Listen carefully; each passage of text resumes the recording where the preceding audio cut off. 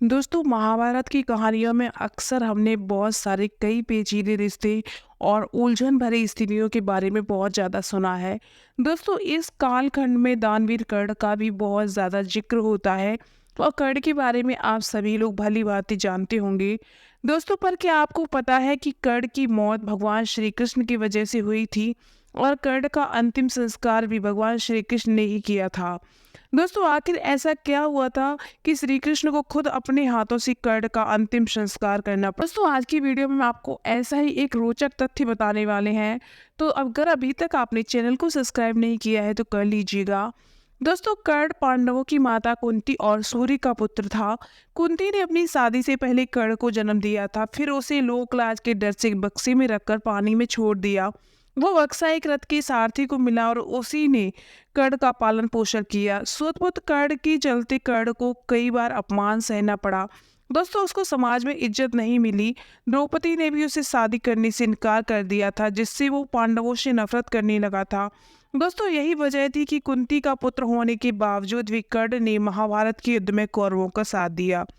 दोस्तों इतिहास के पन्नों में कर्ण को बहुत ही पराक्रमी योद्धा के साथ साथ दानवीर राजा भी माना जाता है।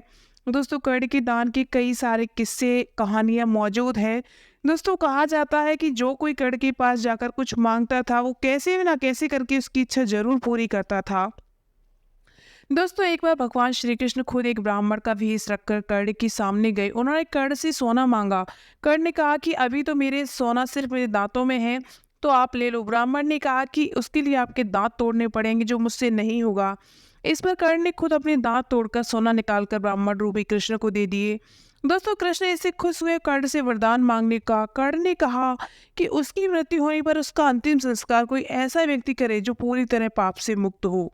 दोस्तों एक बार कर्ण ने अपनी रथ से कहीं जा रहा था, तभी उसकी रथ से एक बछिया की मौत हो गई।